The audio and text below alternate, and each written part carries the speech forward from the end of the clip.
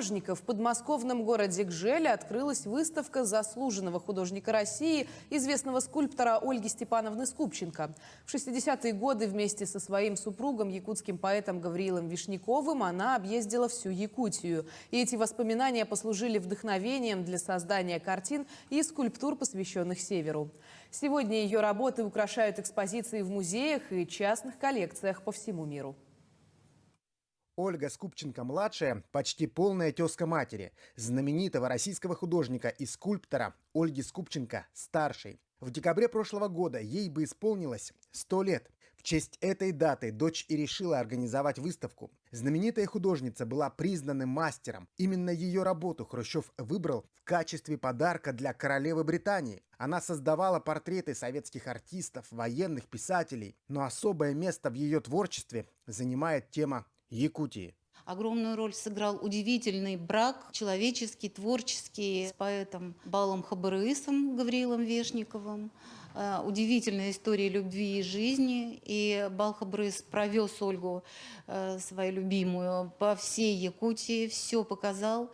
И она вот просто, конечно, была поражена, вдохновлена. Десятки ее работ посвящены Якутии. Это и картины, скульптуры, зарисовки из быта сельской жизни, портреты самых выдающихся якутских ученых, писателей, музыкантов. Она очень вообще такой человек, очень любопытный, любознательный был.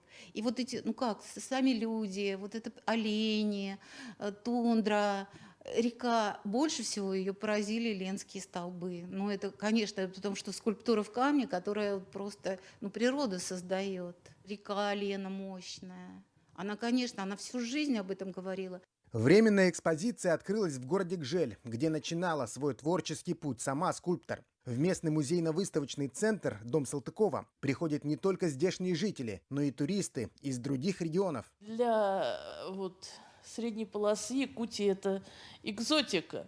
Нам интересно это открывать.